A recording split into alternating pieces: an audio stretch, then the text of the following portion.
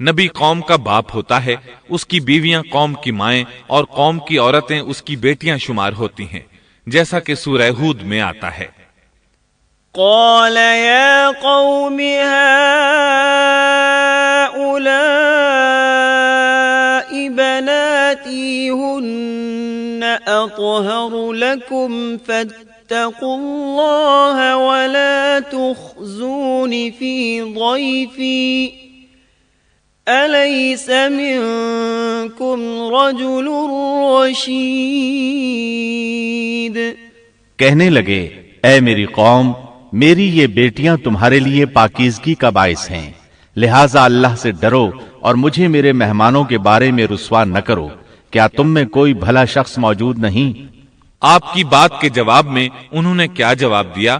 قرآن مجید میں آتا ہے قالوا لقد علمت ما لنا في بناتك من حق وإنك لتعلم ما نريد قال لو أن لي بكم قوة أو آوي إلى ركن شديد۔ کہنے لگے لوط، تو جانتا ہے تیری بیٹیوں یعنی قوم کی عورتوں سے ہمیں کوئی سروکار نہیں، ہم جو چاہتے ہیں تمہیں خوب معلوم ہے۔ لوط کہنے لگے کاش میرے پاس کوئی قوت ہوتی یا میں کسی مضبوط پناہ میں ہوتا۔ لوط علیہ السلام کے پاس کچھ بھی تو نہیں تھا، صرف ان کی اپنی بیٹیاں ان پر ایمان لائی تھیں، یہاں تک کہ ان کی بیوی بھی کافر تھی۔ بخاری اور مسلم کی روایت ہے، نبی کریم صلی اللہ علیہ وسلم نے فرمایا، اللہ تعالیٰ لوط پر رحمت فرمائے، وہ اللہ تعالیٰ کی طرف پناہ لیتے تھے۔ مفسرین کا کہنا ہے کہ لوط علیہ السلام کے بعد اللہ نے جو نبی بھیجا وہ کسی اونچے خاندان اور قبیلے کا چشم و چراغ ہوتا تھا، جو اس کی حفاظت کرنے کے قابل ہوتا تھا۔ لوط علیہ السلام کے ساتھ کوئی مددگار نہیں تھا۔ ایک دوسرے مقام پر اللہ تعالیٰ فرماتے ہیں وَجَاءَ أَهْلُ الْمَدِينَةِ يَسْتَبْشِرُونَ قَالَ إِنَّ هَؤُلَاءِ ضَيْفِي فَلَا تَفْضَحُونَ وَاتَّقُوا اللَّهَ وَلَا تُخْزُونَ قالوا أولم ننهك عن العالمين قال هؤلاء بناتي إن كنتم فاعلين لعمرك إنهم لفي سكرتهم يعمهون۔ اور شہر کے لوگ خوش ہوتے ہوئے آئے۔ لوط نے کہا یہ میرے مہمان ہیں، مجھے رسوا نہ کرو، اللہ سے ڈرو اور مجھے ذلیل نہ کرو۔ انہوں نے کہا کیا ہم نے تجھے جہان والوں کے بارے میں منع نہیں کیا؟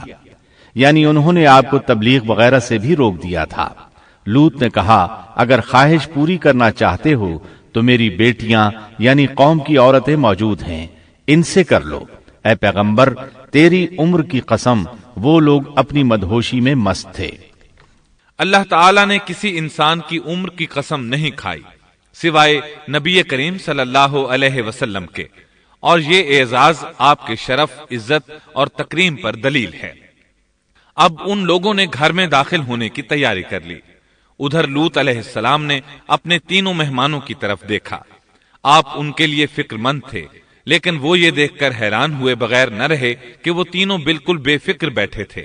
اس وقت کی کیفیت اللہ تعالیٰ نے قرآن مجید میں یوں بیان فرمائی ہے قال انکم قوم منکرون قالوا بل جئناك بما كانوا فيه يمترون وأتيناك بالحق وإنا لصادقون۔ لوط کہنے لگے تم لوگ تو کچھ انجان سے معلوم ہو رہے ہو۔ اس پر وہ کہنے لگے ہم تو تیرے پاس وہ فیصلہ لائے ہیں جس میں اس قوم کو شک تھا، اور ہم تیرے پاس حق لے کر آ چکے ہیں، اور بے شک ہم سچے ہیں۔ सूरत अल-अनकबूत में अल्लाह ताला फरमाते हैं, وقالوا لا تخف ولا تحزن إنا منجوك وأهلك إلا امرأتك كانت من الغابرين إنا منزلون على أهل هذه القرية رجزا من السماء بما كانوا يفسقون۔ فرشتوں نے کہا اے لوط نہ ڈر اور غم نہ کھا، یقیناً ہم تجھے اور تیرے اہل کو سوائے تیری بیوی کے نجات دیں گے، وہ پیچھے رہ جانے والوں میں سے ہوگی۔ ہم اس بستی والوں پر ان کے گناہوں کے سبب آسمان سے عذاب نازل کرنے والے ہیں۔ انہوں نے یہ بھی کہا، قالوا يا لوط إنا رسل ربك لن يصلوا إليك، کہنے لگے اے لوط ہم اللہ کے بھیجے ہوئے فرشتے ہیں، یہ لوگ تجھ تک نہ پہنچ پائیں گے، یعنی تجھے تکلیف نہیں پہنچا سکیں گے۔ پھر ان میں سے ایک شخص نے اندر داخل ہونے کی کوشش کی، جبریل اٹھے، انہیں ایک ایسی ضرب لگائی کہ تمام کے تمام اوندھے ہو گئے۔ اس بارے میں اللہ کا فرمان ہے، وَلَقَدْ رَاوَدُوهُ عَنْ ضَيْفِهِ فَطَمَسْنَا أَعْيُنَهُمْ، انہوں نے لوط کو اس کے مہمانوں کے بارے میں پھسلانے کی کوشش کی تو ہم نے ان کی آنکھیں مٹا ڈالی۔ اللہ تعالیٰ سورۃ القمر میں فرماتے ہیں، فَذُوقُوا عَذَابِي وَنُذُرْ، پس میرا عذاب اور ڈرانا چکھو۔ وہ دھمکیاں دینے لگے اور واپس جاتے ہوئے کہنے لگے ہم تجھ سے کل نبٹ لیں گے۔ انہوں نے سزا محسوس بھی کر لی لیکن پھر بھی توبہ نہ کی۔ اس وقت فرشتوں نے کہا، إِنَّ مَوْعِدَهُمُ الصُّبْحُ أَلَيْسَ الصُّبْحُ بِقَرِيبٍ، یقیناً ان کے وعدے کا وقت صبح کا ہے، اور کیا صبح بالکل قریب نہیں؟ صبح تک انہیں مہلت مل گئی۔ فرشتوں نے کہا، فَأَسْرِ بِأَهْلِكَ بِقِطْعٍ مِّنَ اللَّيْلِ وَاتَّبِعْ أَدْبَارَهُمْ وَلَا يَلْتَفِتْ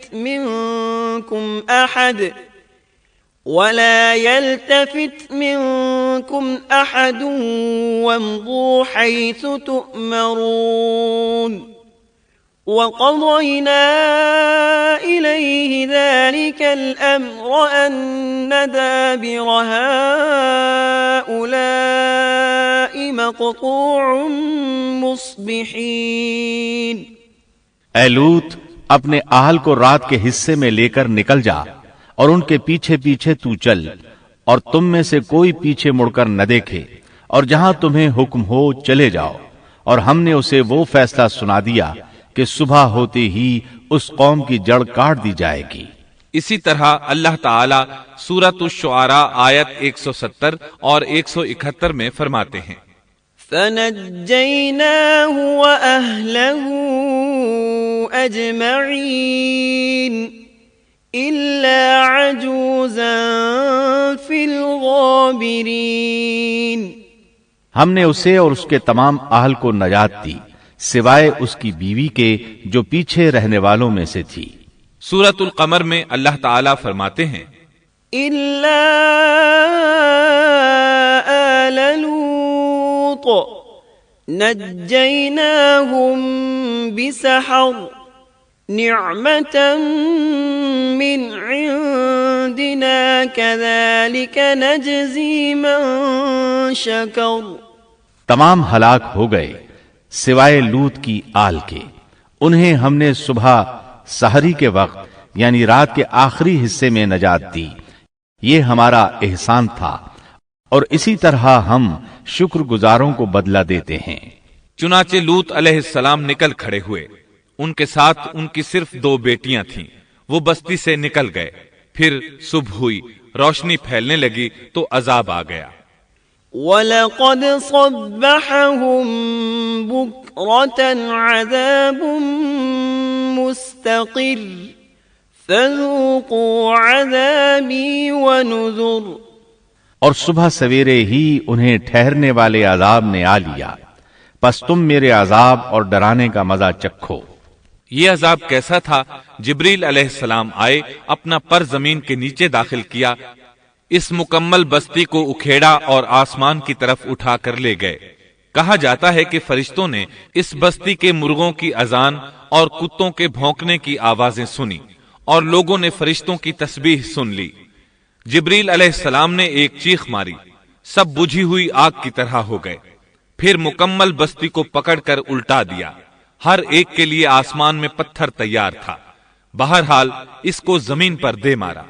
اللہ تعالی سورہ ہود میں فرماتے ہیں، فلما جاء أمرنا جعلنا عاليها سافلها وأمطرنا عليها حجارة من سجيل منضود مسومة عند ربك وما هي من الظالمين ببعيد۔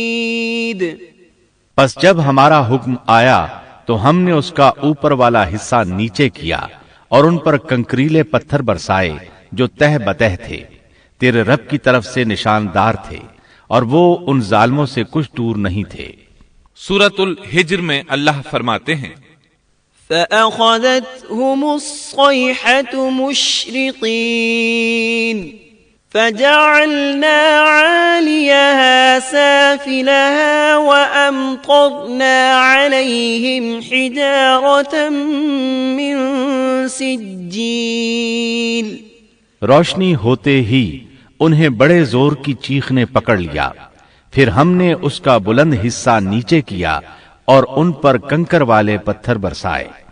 سورۃ الشعراء میں اللہ فرماتے ہیں، وَأَمْطَرْنَا عَلَيْهِمْ مَطَرًا فَسَاءَ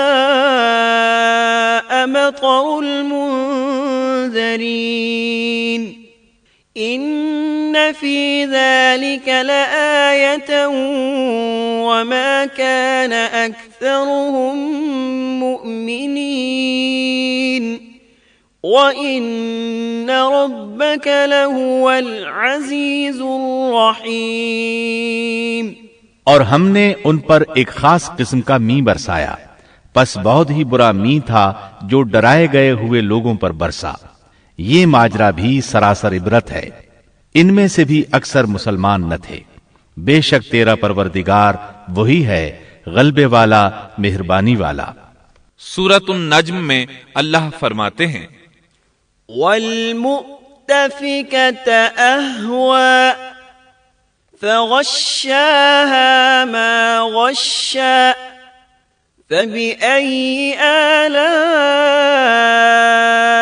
رَبِّكَ تَتَمَارَىٰ هَٰذَا نَذِيرٌ مِّنَ النُّذُرِ الْأُولَىٰ۔ اور اس نے الٹائی ہوئی بستیاں گرا دی، پھر ان کو اس چیز سے ڈھانپا جس سے بھی ڈھانپا، مطلب یہ کہ ان پر پتھروں کی بارش برسائی۔ پس تم اپنے رب کی کون کون سی نعمتوں میں جھگڑو گے؟ یہ شخص بھی پہلے ڈرانے والوں کی طرح ایک ڈرانے والا ہے۔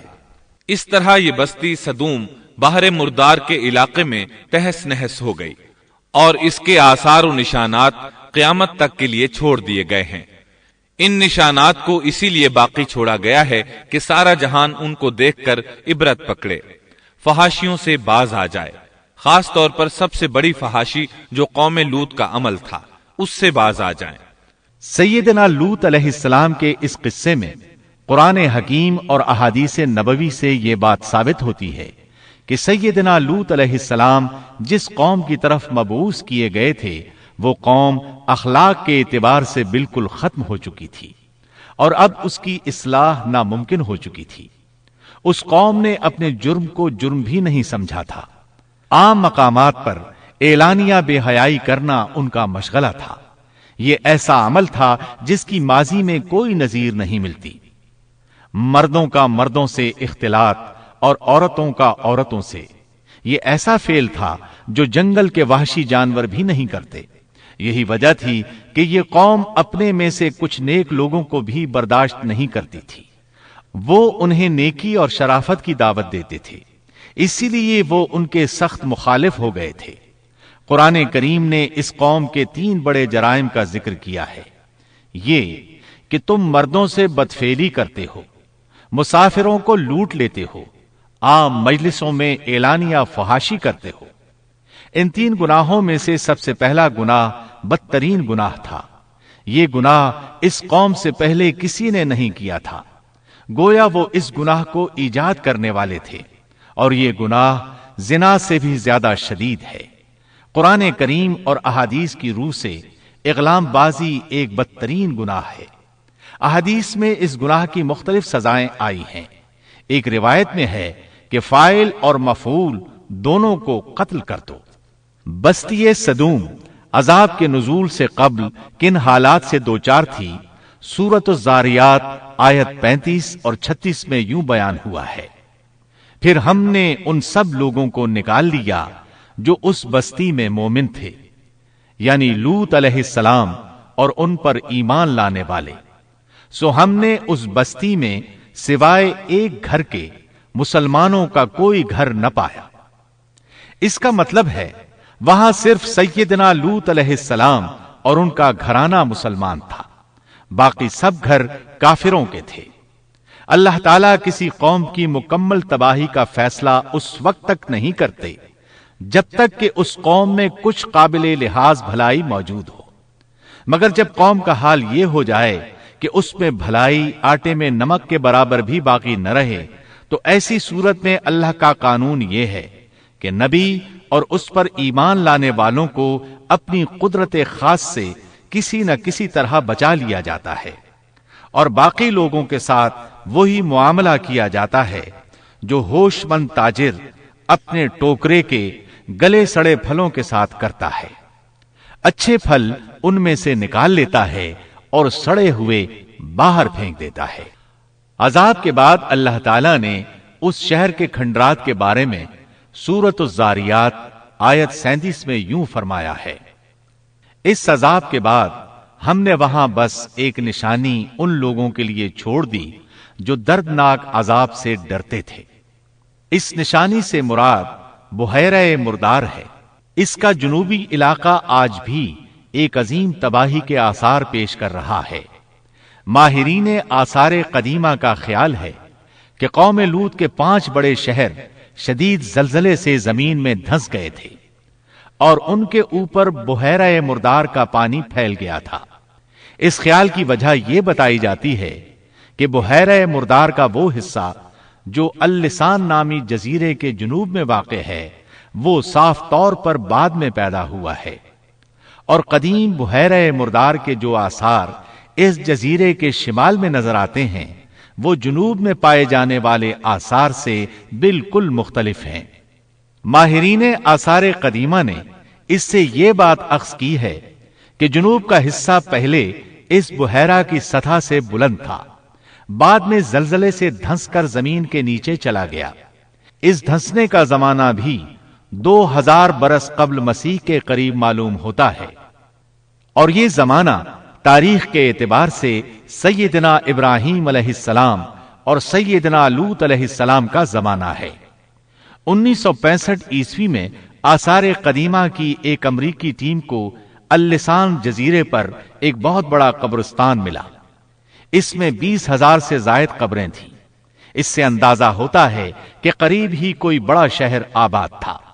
اس لیے عین ممکن ہے کہ جس شہر کا یہ قبرستان ہے وہ بحیرہ میں غرق ہو چکا ہو.